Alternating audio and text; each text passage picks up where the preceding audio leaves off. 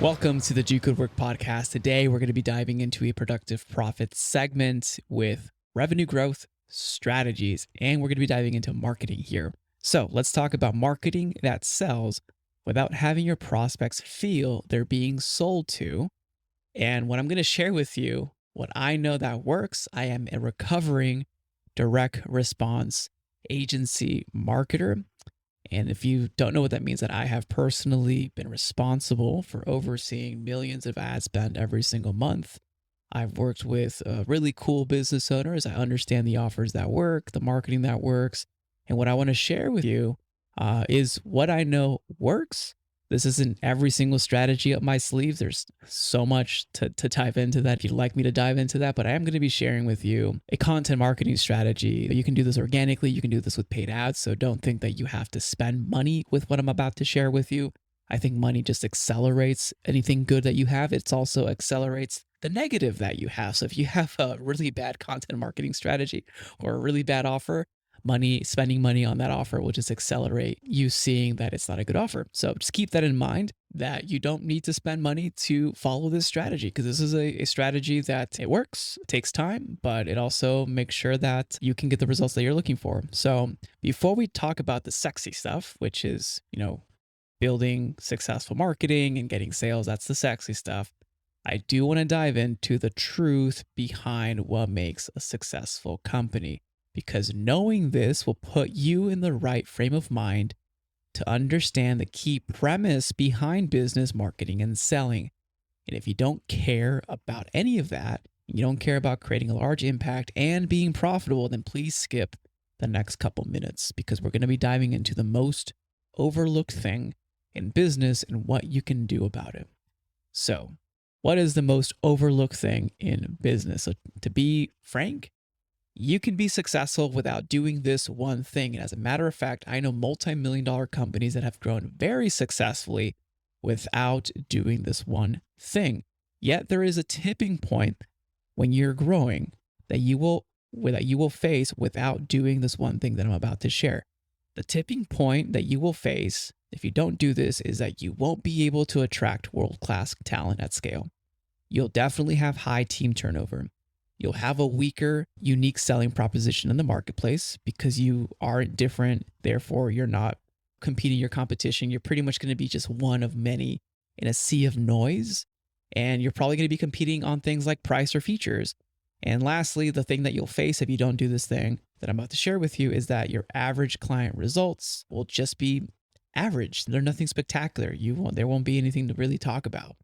And that's a pretty bold statement, because in short, you can still be successful if you don't do what we're about to share with you in a moment. And I know I'm teasing up to this because it's totally overlooked. And when I share it with you, you're going to be like, really, that's it? But I want to position it in this way because I believe that you can reach your potential with your team and your company, your mission, if you have a purpose for your company. Yes, I know that's not revolutionary. Yes, I know that's not mind-blowing. But again, this is overlooked, and I've seen this overlooked plenty of times, even to substantially, I would say substantial. I mean, I work with small businesses, the revenues up to, I've seen them at 30, 50 million. And with those numbers too, if you don't do this, you are going to be seeing high turnover, not being able to attract the best, having weaker propositions and okay client results. Now, it's dismissible, but we're dive into why it's important to focus on a purpose of your company and why this will weave into very well with your marketing strategy that we're about to share with you. So the premise is that humans do business with humans. To have a purpose is human, and humans do business with other humans. Think about the last thing you've purchased. I know you probably bought it online with no human interface. But when you do business with someone, especially when you start spending serious dollars, you want to speak to someone. You need to talk to another person. That may also be an argument. I've seen people sell successfully without talking to people. But to be fair, humans do business with humans, and the future of business will be human, no matter how elaborate our AI and tech gets. The goal then is to turn your business into a human. That's going to sound weird, but it is. That's a goal. Because how your business looks, how your business walks, how you talk, and how you operate, that's your brand.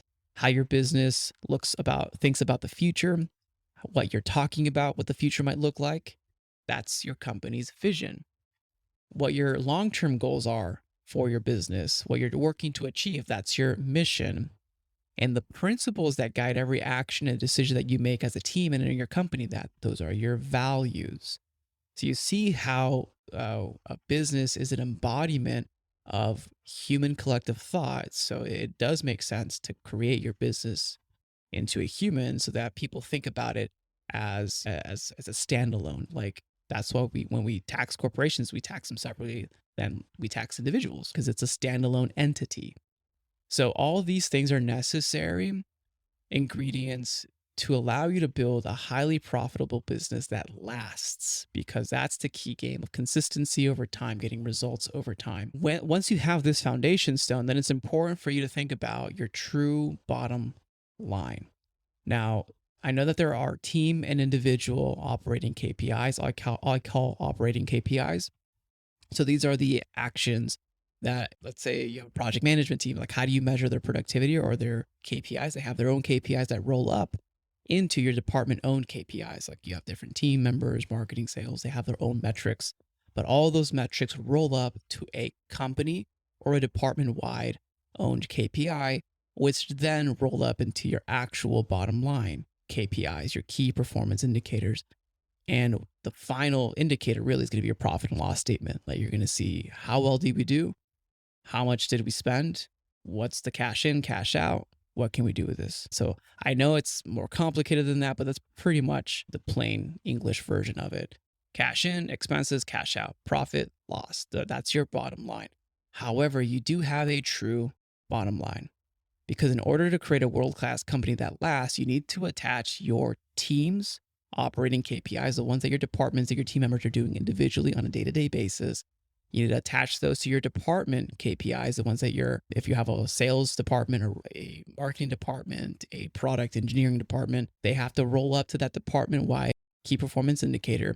Those have to roll up into your actual bottom line key performance indicators, so your profit and loss. And those have to support your true bottom line. The true bottom line goes a step further. It's off the balance sheet. It's off the P&L. The true bottom line is the results that you drive for your clients and the impact you make in their lives. This goes back to the most overlooked thing in business, the purpose. Like, why are you in business? I get it in the beginning. We're in business to make money or to support or to create a difference. But we need to also never forget a higher reason of why we're actually in business. And this goes back to your purpose and focusing on your true bottom line, the results that you drive for your marketplace, for your clients, for your industry, and the impact that you make in their lives. Because if you don't focus on this, you will be a commodity. And if you focus on your real bottom line, you'll build profits that last and compound. So I highly recommend to not play the short-term game. So now that you know your true bottom line and understand that the core facts that humans do business with other humans, let's begin with the marketing stuff. So let's talk about your $1 million content plan. So it's no surprise that people do business with other people, and they do business with people that they know and trust. So the key question right now with your marketing, with how you show up in the marketplace is, does your market trust you? It's a pretty simple question, but it's actually not easy to always answer, because the modern prospect, the modern marketplace is, one, they're jaded. They've seen every single sales, marketing tactic that your industry has to offer. You've seen all those ads. You've seen everything. Like they've seen it. They're not dumb. Second, your modern prospect is extremely well educated. Like they know how to find answers. And if you don't give them what they want, they can just open a new tab, Wikipedia, whatever you're trying to sell them or the information, and they can find the answers for them. They'll Google search your solution. They'll find reviews about you. They'll look you up on Reddit. They'll get reviews from peers. Like the internet is a powerful thing, and your modern prospect is extremely well educated. So treat them with that level of respect. And finally, like in any sales conversation, your modern prospect only cares about one thing. They care about their problems. They don't care about you. They don't care about your features or your fancy benefit. They care about, how does that help me solve my problem? So this is going to be a little bold, but I'm just going to say that lazy and or newer marketers and salespeople just try to go for the jugular and try to sell pretty hard to everyone to get business. Now, I get it. I've been there. I understand that. Trust me. Like, I get it. But this is definitely short-term thinking, since on average, we can appreciate Chet Holmes for this, that on average, only 3% of your marketplace is going to buy your solution right now.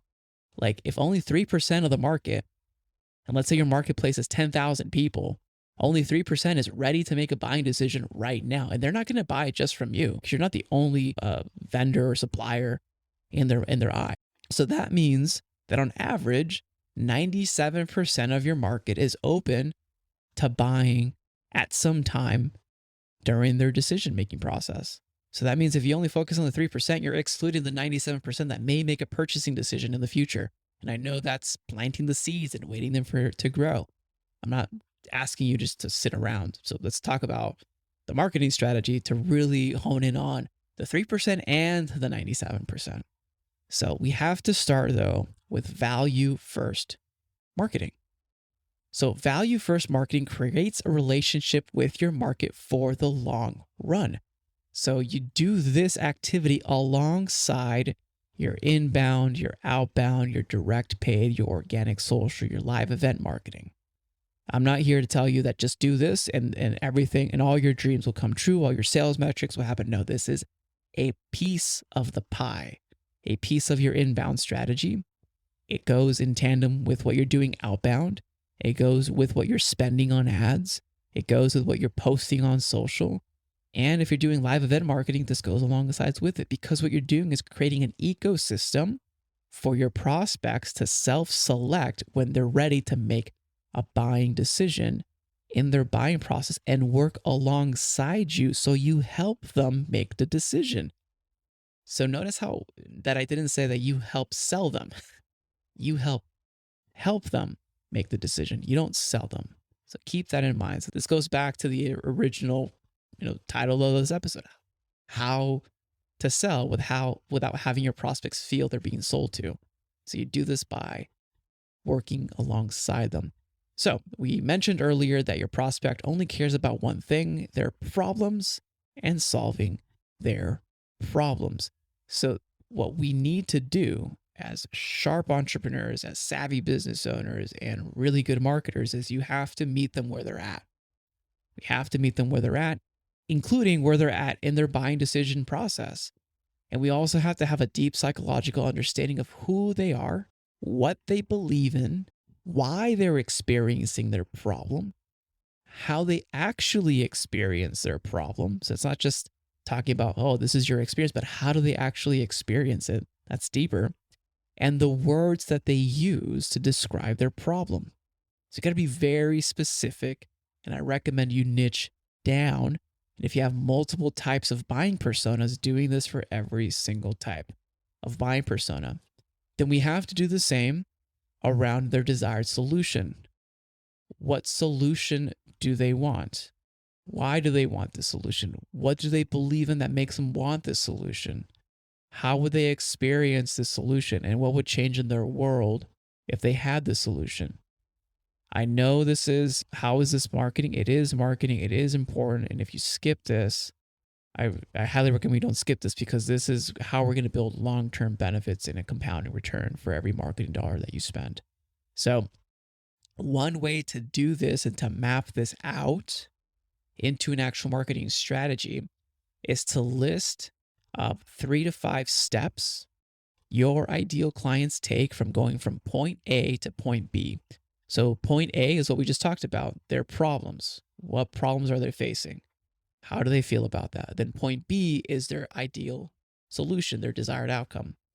Now, in between point A and point B, they don't just go from A to B. The classic example is, for me, let's say I want to get stronger. I don't just have a problem that I'm weak, that I want to get stronger. Like I have a problem there. And then I don't just go to the gym and boom, I am at where I want to be. I got to go to the gym. I got to work out every day. I got to eat. I got to drink. I got to sleep. I got to drink more water, etc. So there are specific steps that you take from getting from point A to point B. So you got to list out those steps. You got to list out those steps of, if my ideal client has this problem and they want this ideal solution, what are the 3 to 5 steps that they need to go through in order to achieve that ideal solution. And when you list out these steps, now become your content pillars. These are the pillars that you're going to be talking about when you share ideas, when you share video posts, tutorials, webinars, presentations, podcasts like these. And when you do this, the key here is to understand your ideal client's psychographics and the language that they use. Because what we want to do is we want to speak to them in ways that they understand and showcase your expertise consistently over time, helping them move from point A to point B. That means that any one of your marketplace, if they're in, let's say you have 5 steps, if they're in step 4 out of 5, then when you make content or when you make a marketing piece to support them and empower them at that level, you're going to meet them where they're at. And you're also going to talk in a way that they're most receptive to doing that. So I know the big question on the table is, so when do you actually do the selling, right?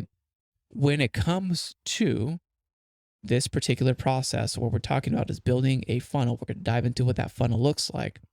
Is that you want to start making soft call to actions in the top of funnel in the early stages, in the awareness stage, and then making more direct call to actions once your user progresses down the journey in what we call the bottom of funnel.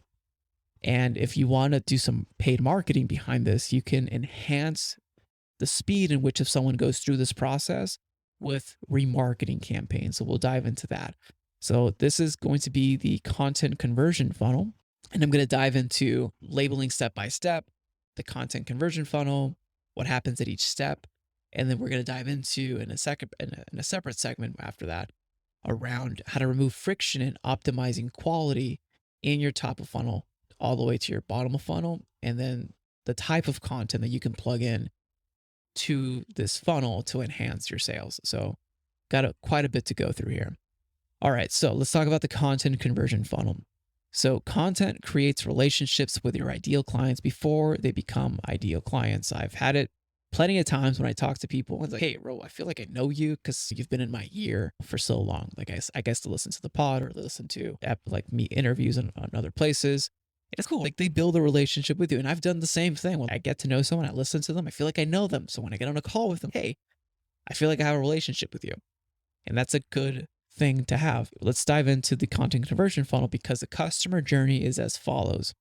So your top of funnel is your content on social posts or podcasts. These are free public spaces. It doesn't cost any money to listen to this podcast. And the goal of this funnel is for them to engage with your site or to engage with you on the platform that you're posting on. If your main platform of choice is LinkedIn, or if your main platform of choice is Twitter or Instagram or TikTok, I'm not here to tell you which one's the best for you because I don't know. However, whichever your ideal client is at, that's where you should be too. And subscribing to something that you offer of value. So this is an email opt-in, meaning people come to you and they give you their email because, hey, I've made a transaction with you. Give me this. I give you this email so that you can contact me and you give me that piece of information. Email marketing is not dead. I don't know what you might hear that out there. That's just clickbait. It's not dead. Or I would recommend you to be, but that's your goal with the top of funnel is that you want your ideal client, your ideal prospect to engage with you or your website at the top of funnel. Then when we hit in the middle of funnel, now we're developing that relationship. We go from social platform or website to now engaging in a relationship where your prospect thinks and is convinced that you're worthy of giving their email to. From there, we move to the bottom of funnel because now they're engaged with you and they want your stuff. They've raised their hand saying, hey, I want to learn more about your stuff. And they vote that your stuff is worth investing in because now you can start offering like an entry-level service or a product, or you can go straight for an application if you want them to work with you at a higher level. Because your job at this, creating this and at this stage is twofold. You want to make sure that you offer things that your ideal clients would care about and that they can't get anywhere else. And you also want to remove friction and orchestrate their journey so that they continually get more value from what you offer. Okay, so the key thing here is your offerings need to be solid. Like if you offer something and you promise the world, but when they open the envelope, it's like a dead fish, Like, can't do that. Make sure that your offers are solid and you actually deliver.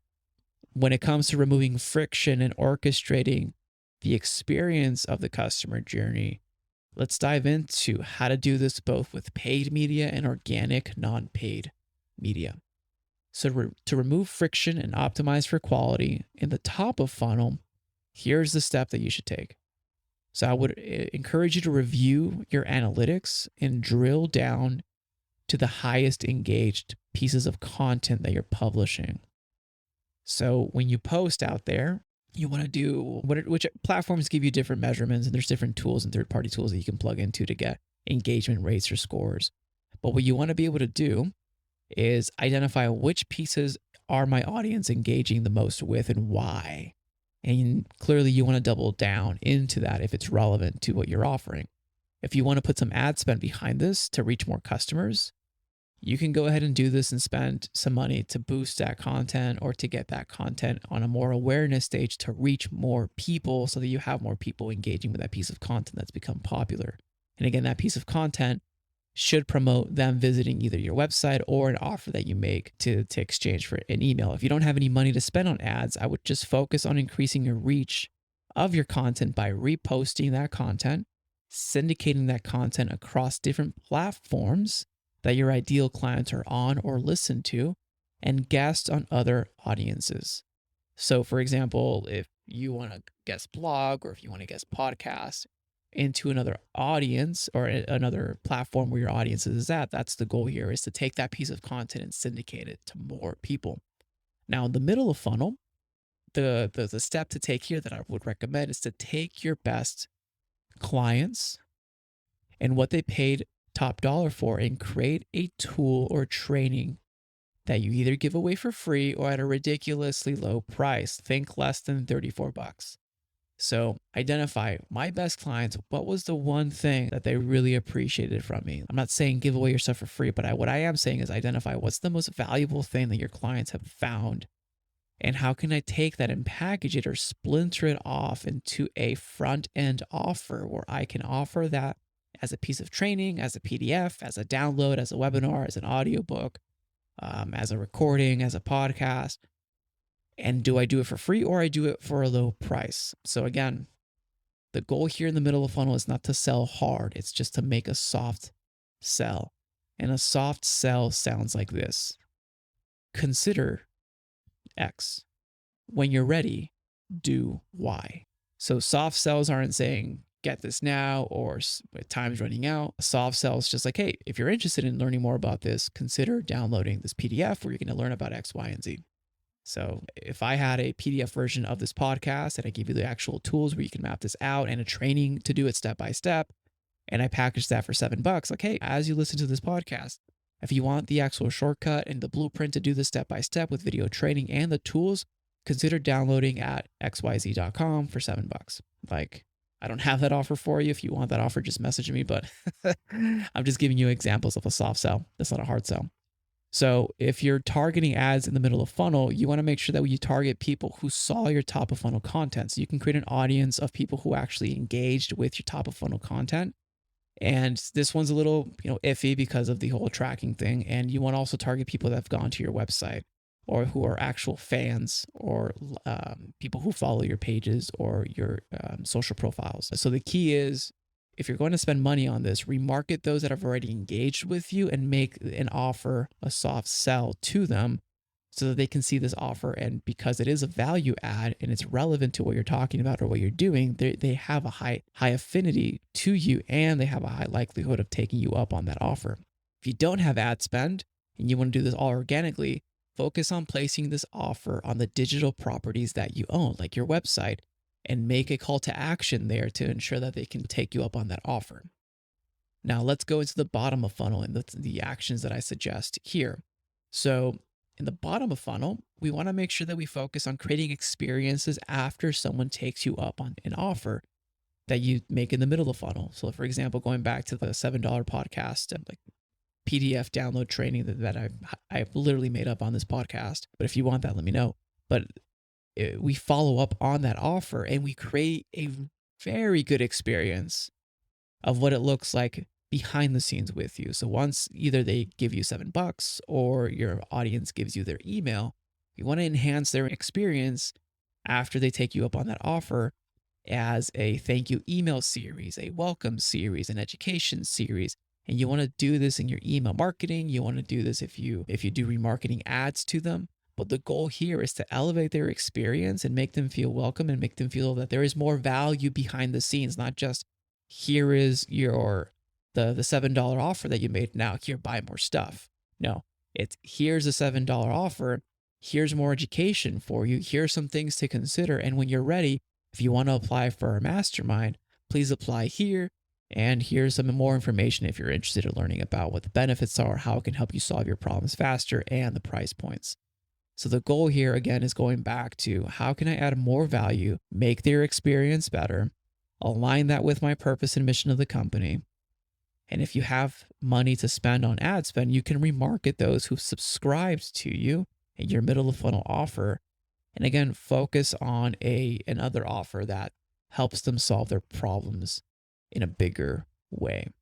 So now that we've talked about how to remove friction and optimize for quality, because there is that game of volume versus quality, I highly recommend focusing on quality from day one. Let's dive into the type of content that enhances your sales.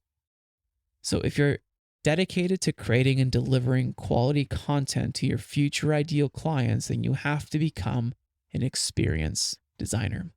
Timing is everything, and showing the right content at the wrong time will hurt your conversions. And this is a dance. It takes two.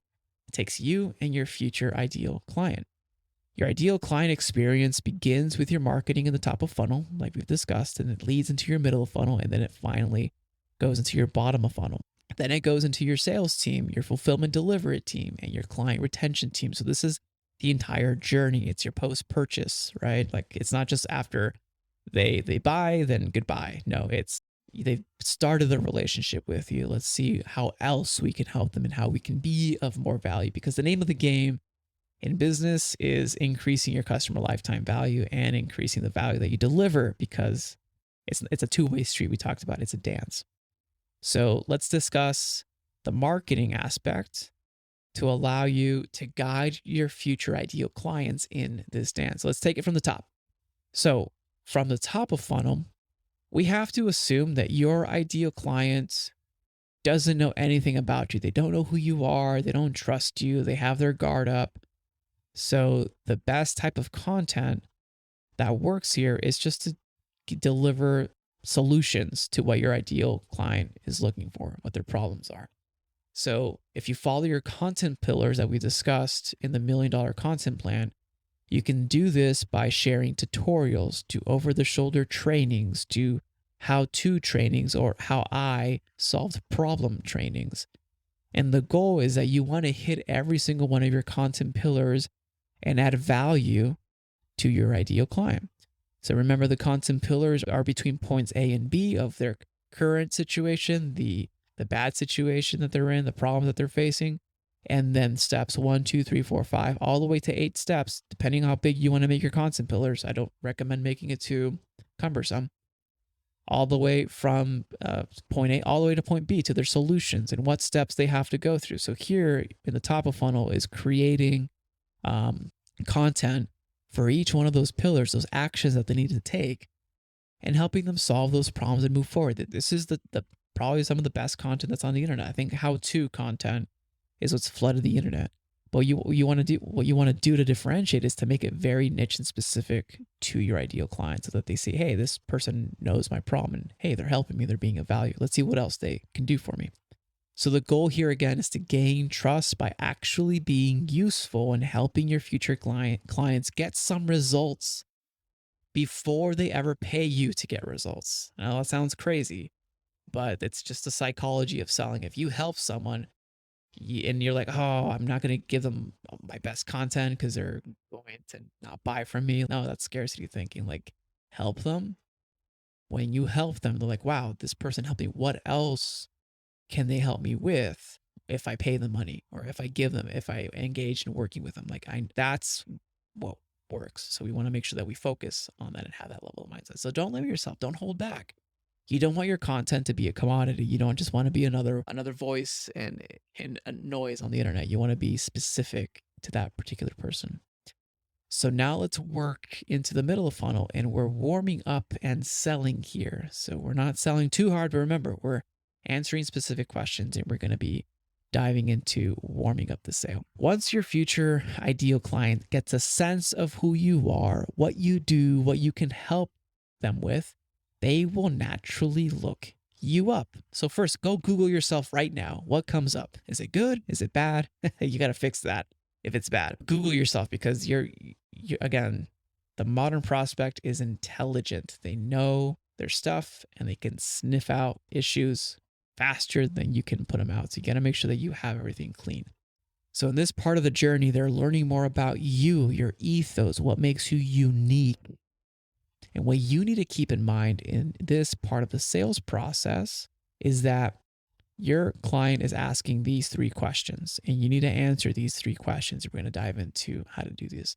These are the 3 questions that they're asking because they're still in the sales process. I see myself doing this when I'm in the sales process. You've probably done this when you're in the sales process, but these are the 3 questions that they're definitely asking. The first question they're asking is, what is it? The second question is, does it work? The third question is, will it work for me? So what we do here is that we show them and we give them exactly what they want. So again, the questions are, what is it? What is their product? What is their service? What do they actually do? Second question, does it actually work? Does their product or service actually work? The third question is, will it actually work for me? So to answer the first question of who are you, here are the types of content that you can create. So create content about your mission in the marketplace and world and what you do and why you do it. So that's a simple piece of content. Second piece of content you can create is what makes your unique point of view different, and what is your actual unique point of view? Like, why are you worth listening to? Why are you different? How are you different from the rest of the crowd? So you got to share like your worldview or your values here particularly. Remember, we talked about this early on in this episode. The third piece of content that you can create is showcase how you actually live out these values and how they shape your company's actions. Like your brand values. What are your brand values and how do you actually live them out day in, day out? And this is going back to humans do business with humans. So that's answering the questions of who are you? To answer the question of what is it that you do and why are you unique, we want to make sure that we showcase specific mechanism or methodologies that you follow or that you created and how they solve your ideal client's problems. Like, for example, Productive Profits is a unique mechanism that I created to help bootstrap companies scale and create more peace of mind for the founders. So I share the steps, the 3 steps to do that. This piece of the puzzle is under the marketing piece, under the second step in Productive Profits, right? So for you, what is the unique mechanism or methodology that you follow? And how can you educate your audience on, if you follow this, you will get Y result, right? And not saying that you're going to guarantee results, because results require skin in the game, but you get the picture. The second piece of content is you want to highlight what makes you different when you work with clients.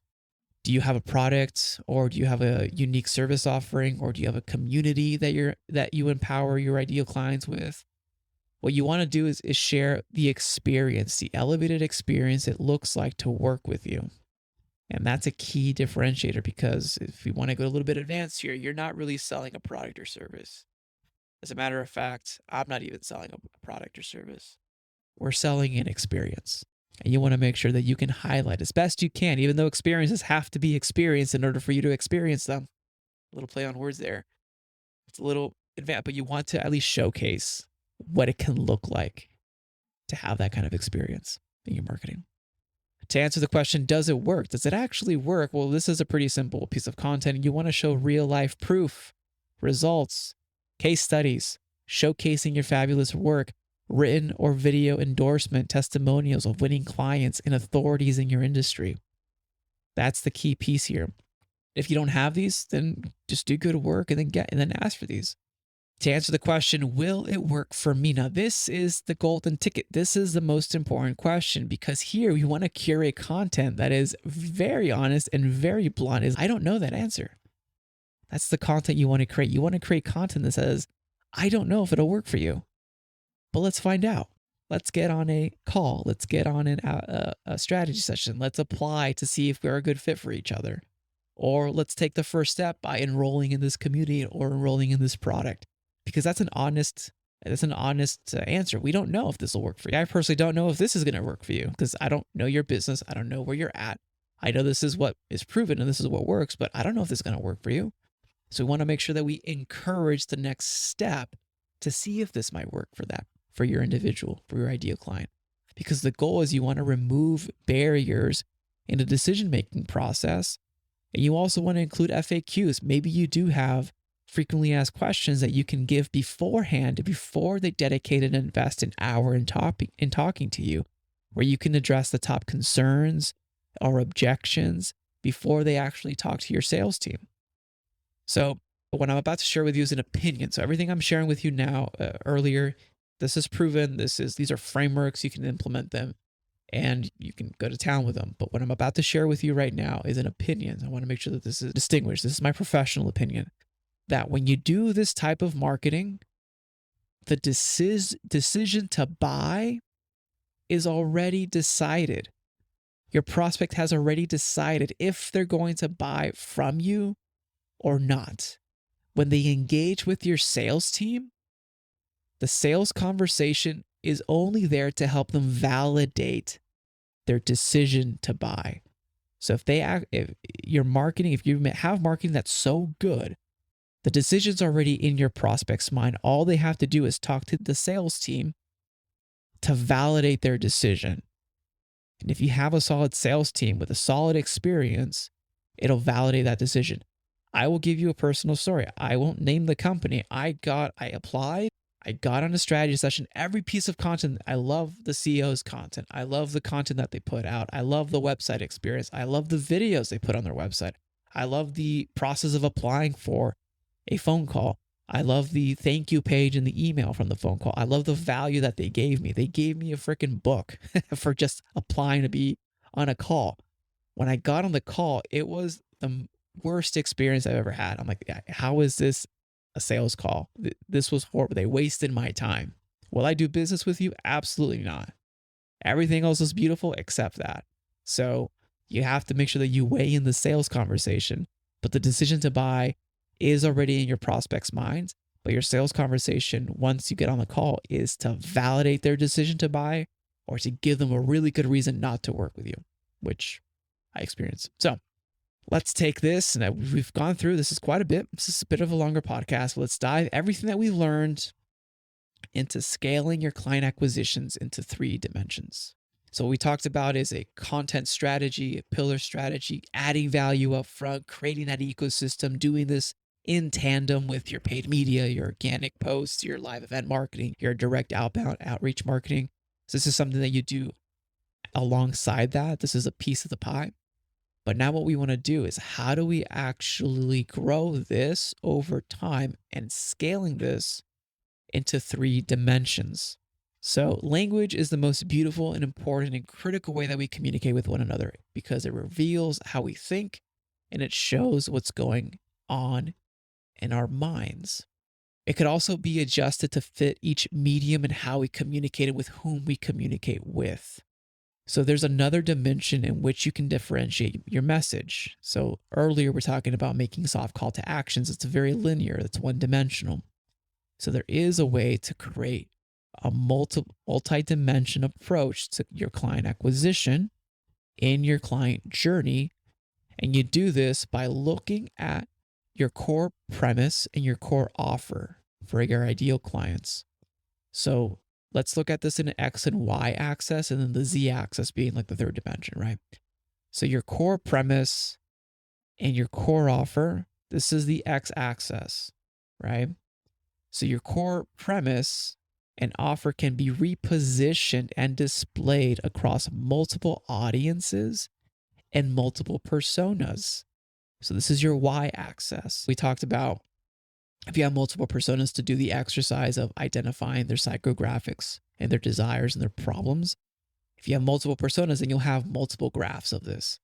But here, again, x-axis, your flat, your horizontal. What's your offer? What's your core premise, your core promise in the marketplace? Second, your y-axis is who are you making this offer to? Now here, to add the third dimension is your customer journey. Because you can design multiple customer journeys and unique digital paths to allow your customer to arrive to your core offer. So this is pretty cool because what you can do is take one offer, one audience, and have multiple experiences, multiple touch points, multiple website conversion points, different unique paths for the same offer. And this is how you are able to scale your client acquisition into 3 different dimensions. And the cool part about this, and it's not just fancy wordplay, it's that you can create different client journeys for different situations at different times or different demographics, and be able to make the same offer multiple different kinds of ways, allowing you to have all these different entry points in the marketplace to help you grow faster. So these are obviously digital paths. Some have content in them. Most of them have web pages and emails, but the whole goal is crafting the experience for your potential ideal client to become an actual paying client. Because as we see, we live inside a virtual world. So how can you custom create these digital paths so that the experience is not only elevated, it's building trust, but also allowing you to add the most value to your marketplace. So that's just something to keep in mind as you scale into multiple dimensions. So to close out, let's discuss that success is boring. Because the nice thing about having successful marketing that attracts winning clients is that it doesn't have to be complicated. I think everything that we described here today is pretty simple. Understand your customer, create content to meet them where they're at, make different types of offers at different points in the selling process, and then to scale in multiple dimensions, create different digital paths to allow them to arrive to the same offers and making sure that you add value. So it's pretty simple. It's not easy, but it is simple. And the whole idea is that if you have 1 to 3 different offers, let's say you have a freebie offer, a low ticket offer, then a high ticket backend offer, and maybe you're selling to one type of audience or one type of persona, you can craft multiple entryways and come up with up to 12, 15 different ways to acquire clients. So don't overcomplicate this. Make it going back to the principles, understanding that humans do business with humans, understanding who you're trying to serve, catering a message in a custom path for them, adding value and building trust along the way. It literally doesn't have to be too much more complicated than that. There are other ways to make things complicated, but you don't have to do that to grow and to scale properly. Because your job after you've created your digital paths, that you measure and fine-tune them by eliminating friction, optimizing for quality, making it smoother for your potential to come in and then come out the other side as happy paying clients. If you just focus on that, you will continue to drive your mission forward. You will make a difference in the marketplace. You will push the purpose of your company forward, and you will be doing good work. As always, it's an honor to be a small part of your journey. If you found today's podcast episode, please consider sharing this with someone that you think may benefit from it. You never know that you may be the catalyst that opens them up to operating in a new way in their business and experiencing life in a new way. This is Raul Hernandez. Do good work.